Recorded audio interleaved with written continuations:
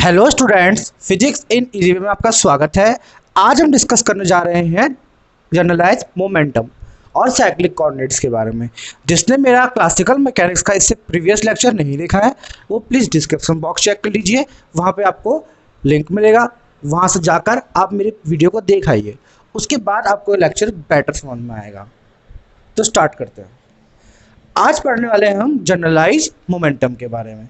इससे previous lecture में मैंने आपको बताया था कि क्यू आई हमारा होता है जनरलाइज कोऑर्डिनेट। क्या होता है? Generalise coordinate. और क्यू आई डॉट हमारा होता है जनरलाइज वेलोसिटी।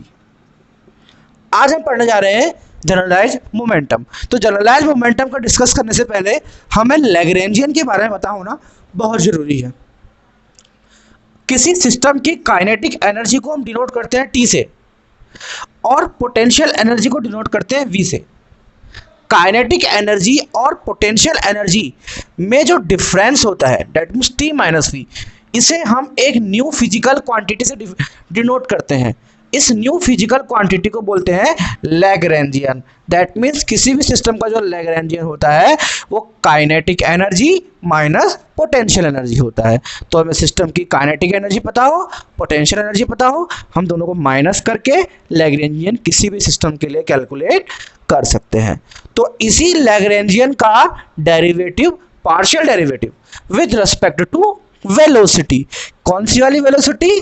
जनरलाइज वेलोसिटी को हम मोमेंटम कहते हैं। That means derivative of Lagrangian with respect to generalise velocity. Generalise velocity क्या होती है?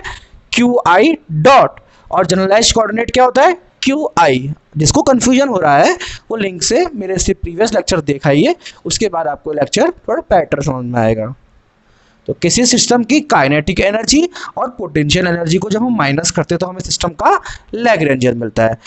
बट हम यहाँ पढ़ क्या रहे हैं? यहाँ हम पढ़ रहे हैं जनरलाइज मोमेंटम के बारे में। तो जनरलाइज मोमेंटम होता है, इसे हम पी आई से डिनोट करते हैं। इसका फॉर्मूला होता है del L divided by del q i dot, जहां एल आपका लैग्रेंजियन है और क्यू आई डॉट आपका है generalise velocity. That means derivative of Lagrangian with respect to generalized velocity is called generalized momentum. Derivative of Lagrangian with respect to generalized velocity.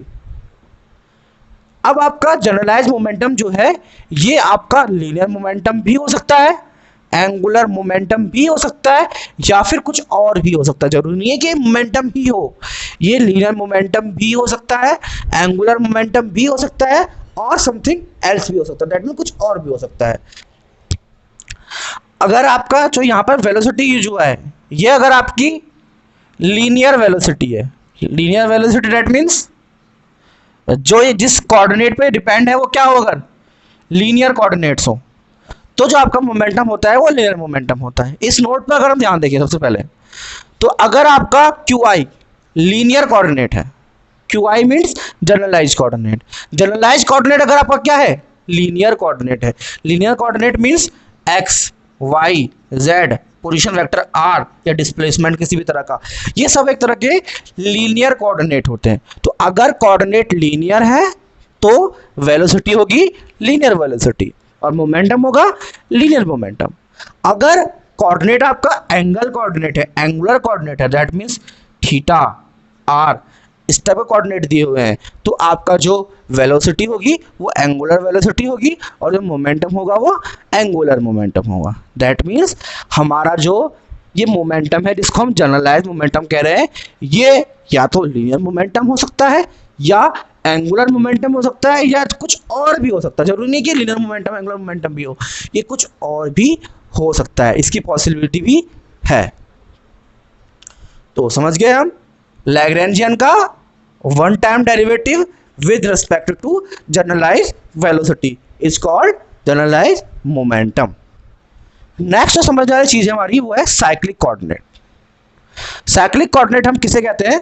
इसे हम एक example से समझेंगे और हमें बिल्कुल क्लियर हो जाएगा।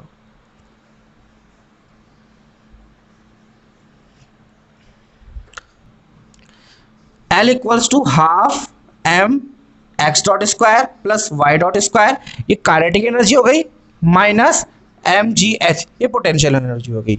ये किसी सिस्टम का लैग्रेंजियन है बिकॉज ये kinetic energy minus potential energy के फॉर्म में लिखा हुआ है। अब किसी सिस्टम का लैग्रेंजियन हम कैसे कैलकुलेट करते हैं, इसे हम आने वाले लेक्चर्स में डिस्कस करेंगे। फिलहाल हमें यहाँ पर समझना है कि साइक्लिक कोऑर्डिनेट्स क्या होता है। तो L लैग्रेंजियन है, half m x dot square plus y dot square minus mgh। अब अगर इसको ध्यान से देखें तो जो लैग्रेंजियन है वो वेलोसिटी पर डिपेंड कर रहा है। x आपका जनरलाइज कोऑर्डिनेट है और x डॉट आपका जनरलाइज वेलोसिटी है। तो इसको अगर ध्यान से देखें तो जनरलाइज वेलोसिटी तो यहाँ प्रेजेंट है बट जनरलाइज कोऑर्डिनेट यहाँ पर अब्सेंट है। तो क्या लैग्रेंजियन में आपको कहीं पर जनरलाइज कोऑर्डिनेट दिखाई दे रहा है, कहीं पर आपको x दिखाई दे रहा है? नहीं दिखाई दे रहा, बट हमको x डॉट दिखाई दे रहा है। दैट मीन्स अगर लैग्रेंजियन वेलोसिटी पर डिपेंड कर रहा हो बट करस्पॉन्डिंग कोऑर्डिनेट अब्सेंट हो, करस्पॉन्डिंग कोऑर्डिनेट उस पर हो ही ना, जैसे y डॉट भी एक तरह की वेलोसिटी हो गई, y भी कोऑर्डिनेट है, तो y डॉट वेलोसिटी है बट y भी इसमें क्या है, अब्सेंट है। तो जो कोऑर्डिनेट अब्सेंट होता है लैग्रेंजियन में वही होता है साइक्लिक कोऑर्डिनेट। और एक बात ध्यान रखने वाली हो, उस कोऑर्डिनेट की one time derivative with respect to time यहाँ प्रेजेंट हो। दैट मीन्स लैग्रेंजियन अगर वेलोसिटी पे डिपेंड कर रहा हो और वेलोसिटी के करस्पॉन्डिंग कोऑर्डिनेट वहां पर अब्सेंट हो तो उस कोऑर्डिनेट को हम बोलते हैं cyclic coordinate.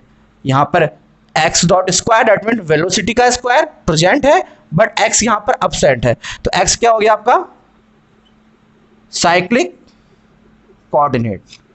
Similarly Lagrangian y dot square पे भी डिपेंड करता है पर वाई यहाँ पे प्रेजेंट नहीं है, तो वाई भी ऑल्सो क्या हो गया आपका, साइक्लिक कोऑर्डिनेट हो गया। तो अगर लैग्रेंजियन आपका वेलोसिटी पर डिपेंड कर रहा है और करस्पॉन्डिंग कोऑर्डिनेट लैग्रेंजियन में अब्सेंट है तो वही करस्पॉन्डिंग कोऑर्डिनेट होता है साइक्लिक कोऑर्डिनेट। अब अगर हम एक बात नोट करने वाली इसमें यह है कि अगर साइक्लिक कोऑर्डिनेट हमें दिया हुआ है तो उसके करस्पॉन्डिंग जनरलाइज मोमेंटम क्या होती है, कांस्टेंट होती है। इस पॉइंट का भी इसको नोट कर लो, इस पॉइंट का आगे बहुत बड़ा यूज होने वाला है। जैसे कि मैंने कहा ना x एक क्या है, साइक्लिक कोऑर्डिनेट है, तो इस x के करस्पॉन्डिंग जो जनरलाइज मोमेंटम px होगी वो क्या रहेगी, कांस्टेंट रहेगी। सिमिलरली py भी क्या रहेगी, कांस्टेंट रहेगी। तो अभी हमने क्या सीखा, हमने सीखा कि लैग्रेंजियन का one time derivative with respect to generalise velocity generalise momentum कहलाता है। साइक्लिक कोऑर्डिनेट क्या होते हैं, अगर लैग्रेंजियन वेलोसिटी पे डिपेंड करता है और वेलोसिटी के करस्पॉन्डिंग कोऑर्डिनेट लैग्रेंजियन में अब्सेंट हो तो उस अब्सेंट हुए कोऑर्डिनेट को हम बोलते हैं साइक्लिक कोऑर्डिनेट। और साइक्लिक कोऑर्डिनेट अगर हमें दिया हो, हमें पता चल जाए कि कोऑर्डिनेट साइक्लिक है, उसके करस्पॉन्डिंग जो जनरलाइज मोमेंटम होता है वो कांस्टेंट होता है। इस चीज़ का आगे हमें इक्वेशन ऑफ मोशन निकालने में, लैग्रेंजियन इक्वेशन ऑफ मोशन निकालने में बहुत यूज होने वाला है। तो इस पॉइंट को हमें नोट रखना है कि अगर साइक्लिक कोऑर्डिनेट हमें गिवन हो तो उस साइक्लिक कोऑर्डिनेट के करस्पॉन्डिंग जो आपकी जनरलाइज मोमेंटम होती है वो क्या होती है, कांस्टेंट होती है।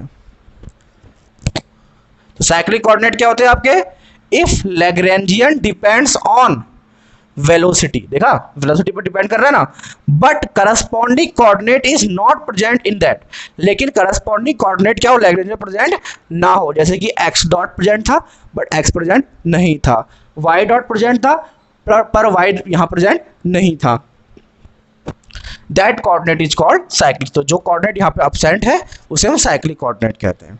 दूसरी बात, generalise momentum corresponding to cyclic coordinate is conserved. Cyclic coordinate के करस्पॉन्डिंग जो जनरलाइज मोमेंटम होती है वो कंजर्व रहती है। दैट मीन्स अगर x साइक्लिक है तो px कन्वर्ज होगा, अगर थीटा साइक्लिक है तो p थीटा कांस्टेंट रहेगा। तो आपको बात समझ में आ गई होगी कि हमें इसमें 3 पॉइंट ध्यान रखने हैं। पहला कि मोमेंटम को हम इस फॉर्मूले से कैलकुलेट करते हैं, del L divided by del q i dot, q i dot generalise velocity है। दूसरा पॉइंट हमको ध्यान रखना है कि अगर लैग्रेंजियन वेलोसिटी डिपेंडेंट हो और वेलोसिटी से करस्पॉन्डिंग जो कोऑर्डिनेट है वो एब्सेंट हो तो उस कोऑर्डिनेट को साइक्लिक कोऑर्डिनेट कहते हैं। और थर्ड पार्ट हमें रिमेंबर करना है कि जो साइक्लिक कोऑर्डिनेट है, साइक्लिक कोऑर्डिनेट के करस्पॉन्डिंग जो जनरलाइज मोमेंटम होती है वो कंजर्व रहती है। इन 3 पॉइंटों का आगे लैग्रेंजियन इक्वेशन ऑफ मोशन निकालना बहुत ही यूज होने वाला है, तो प्लीज इन 3 पॉइंटों को रिमेंबर करना, याद रख लो, बाय हार्ट याद कर लो अभी से, जिससे आपको दिक्कत ना हो। अगर आपको समझ में नहीं आया तो मैं आपको एक एग्जांपल लेके इसको और समझा देता हूं। सपोज करो एक सिस्टम हमारे पास, उस सिस्टम का लैग्रेंजियन है L equals to half m r dot square plus r square theta dot square. Basically polar coordinate system में, और वो किस में था, कार्टेशियन कोऑर्डिनेट सिस्टम में था। और आपकी इसकी पोटेंशियल एनर्जी आएगी माइनस का Gmm डिवाइडेड बाय r। तो किसी सिस्टम का लैग्रेंजियन आपको दिया हुआ है, इसमें हम देखें तो लैग्रेंजियन वेलोसिटी पर डिपेंड कर रहा है। किस पे डिपेंड कर रहा है, थीटा, दिख रहा है ना आपको, थीटा डॉट। तो लैग्रेंजियन थीटा डॉट पर तो डिपेंड कर रहा है, बट क्या इसमें थीटा प्रेजेंट है, नहीं प्रेजेंट है। सिमिलरली लैग्रेंजियन हमारा आर डॉट पर डिपेंड तो कर रहा है ना, लेकिन इसमें आर भी प्रेजेंट है, तो इसलिए आर जो होगा वो साइक्लिक कोऑर्डिनेट नहीं होगा। लेकिन थीटा डॉट प्रेजेंट है, बट थीटा प्रेजेंट नहीं है, इसलिए थीटा क्या होगा, साइक्लिक कोऑर्डिनेट होगा। तो थीटा इसमें क्या हो गया, साइक्लिक कोऑर्डिनेट, और पी थीटा क्या रहेगा इसमें, कंजर्व्ड रहेगा। लेकिन आर साइक्लिक कोऑर्डिनेट नहीं होगा और पी आर भी कंजर्व्ड नहीं होगा। तो अब तो बात क्लियर हो गई होगी आपको कि अगर लैग्रेंजियन आपका वेलोसिटी पर डिपेंड करता है, बट वेलोसिटी से करस्पॉन्डिंग कोऑर्डिनेट अगर लैग्रेंजियन में एब्सेंट होता है, तो इस कोऑर्डिनेट को बोलते हैं हम साइक्लिक कोऑर्डिनेट। तो ठीक है, आने वाले लेक्चर में हम लैग्रेंजियन के बारे में पढ़ेंगे, लैग्रेंजियन इक्वेशन ऑफ मोशन के बारे में पढ़ेंगे, और हम देखेंगे कैसे Lagrangian equation of motion Newton's equation of motion के इक्वल है। दैट मीन्स वो सेम रिजल्ट देती है न्यूटन्स इक्वेशन ऑफ मोशन के बदले, बट अगर हमें सिस्टम का लैग्रेंजियन डिफाइन हो तो हमें लैग्रेंजियन ही अप्लाई करना पड़ता है। तो मिलते हैं अगले लेक्चर में। Thank you, bye bye.